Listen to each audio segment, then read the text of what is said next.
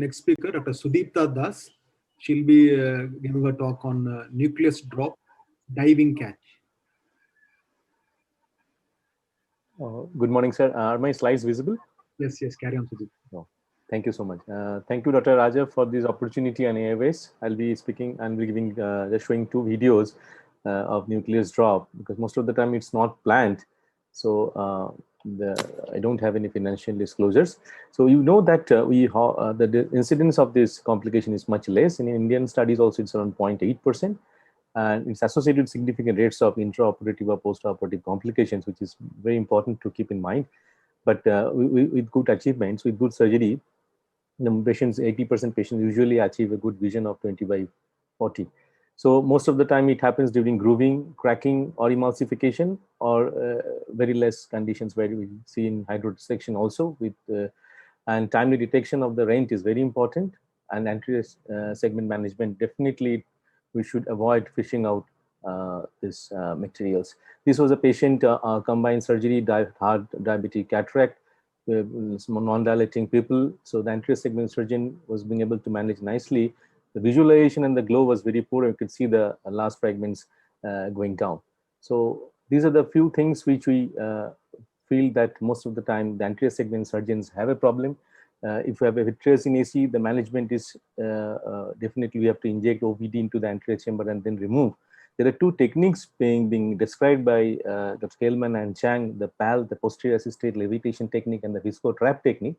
I would request our esteemed panel to comment on this, because risk of retinal attachment is around 10 to 26% in these cases. So when it comes to the posterior segment, we have this, sometimes have this dreaded complication of having a nucleus drop. So this patient, this was intraoperative when a 56-year-old had a drop nucleus. He was referred. Almost 3/4 of the nucleus was in the vitreous. After good vitrectomy with cutter, when we tried to remove the posterior vitreous also, it was nicely managed anterior segment. A 20 gauge MVR was introduced to accommodate the pragmatome, and the fragments were slowly pulled up by suction initially to the mid-vitreous cavity, followed by phaco energy to emulsify the lens. So all the fragments were gradually, the light pipe sometimes helps in removing or dividing the lens fragments, and the residual fragments a lot of times can come in by passive suction. It's very important to not to keep the fragmentum very close to the retina while removing the last fragments. So this patient was, after this nucleus removal, as he was having intact rhexis, a 3-piece IOL was put into the sulcus, and patient actually recovered well after this surgery.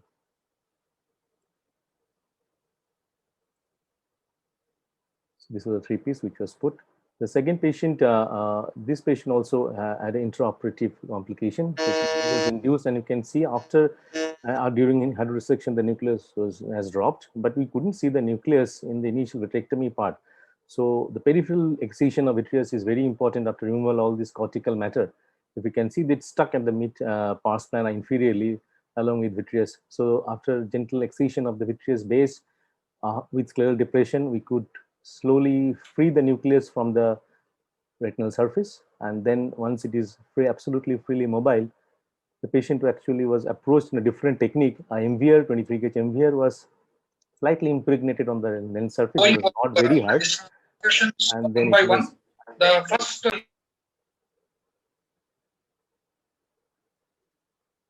And then it was removed by via Vectis. Scleral fixating intraocular lens was done in the same sitting. Patient recovered well. So these are the few take-home messages for mostly for the anterior segment surgeons. The last point I would like to highlight, that 2/3 patients with drop nucleus at the final visual acuity of 6/12 or better in studies. Thank you so much for your patient hearing.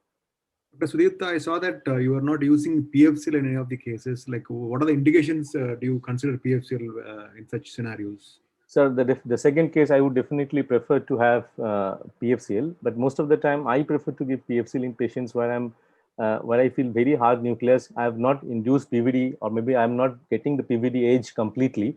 So maybe that time I usually put PFCL to remove some residual fragments and then induce the PVD again. But most of the time with good fragmentome, and maybe if you can gently pull up the nucleus matter, PFCL most of the time is not required in this scenario. Dr. Preetham, if you're there, can you just give your tips on how you go about preventing bouncing of the hard nucleus when you're doing fragmentation in these cases. So, if you look at the power, the Peko fragmentation power, I think that I usually keep it on the lower power, because what happens is when you keep it on a higher power, the vibration sometimes disengages the nucleus from the tip, the fragmentome tip. So I usually keep it on low power.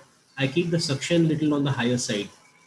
So that is one thing which you can do so as to keep the nucleus engaged in the fragmentome at all time. Mahesh, sir, if you're there, like how often do you use the MVR blade to pierce the nucleus and bring it up?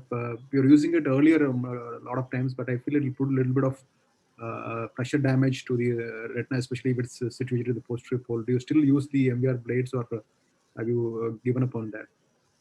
No, only if it is a brown nucleus, Dr. Saran. If it's a brown nucleus where the fragmentome may not cut like Preetham said, it's likely to bounce it off. So in that situation, I use it as a lollipop, keep it in the midvitreous and use the fragmentome.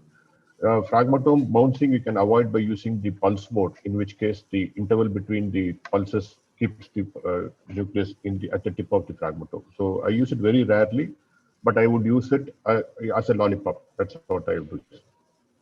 Thank you, sir. I think I was going to make in terms of the power which could be used in the fragmentome, because the earlier textbooks used to say 10 to 15%. There used to be a prescription of the usage of power of 10 to 15%.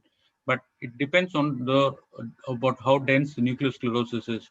So if we have to have 10 to 15% for NS4, then it will take ages for us to emulsify.